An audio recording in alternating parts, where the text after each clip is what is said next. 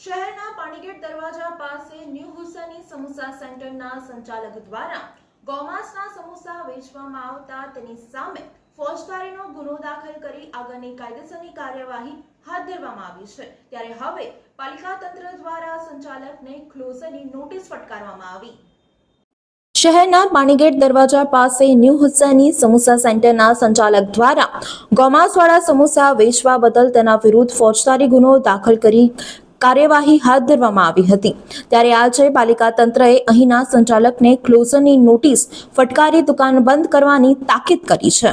શહેરના પાણીગેટ વિસ્તારમાં ભદ્ર કચેરી રોડ પાસે ન્યૂ હુસેની સમોસા સેન્ટરના નામે ઇસમે ગોમાંસવાળા સમોસા ગ્રાહકોને વેચી હિન્દુ તથા મુસ્લિમ બંને કોમના લોકોની લાગણી દુભાઈ તે પ્રકારનું કૃત્ય કર્યું હતું, જે અંગેની ફરિયાદ પાલિકાને મળતા પોલીસને સાથે રાખી અહીં દરોડા પાડવામાં આવ્યા હતા, જ્યાં લીધેલા નમૂનામાં ગોમાંસના સેમ્પલ હોવાનું પણ જણાઈ આવ્યું હતું, જેથી લારી સંચાલક વિરુદ્ધ કાર્યવાહી કરવામાં આવી રહી હતી।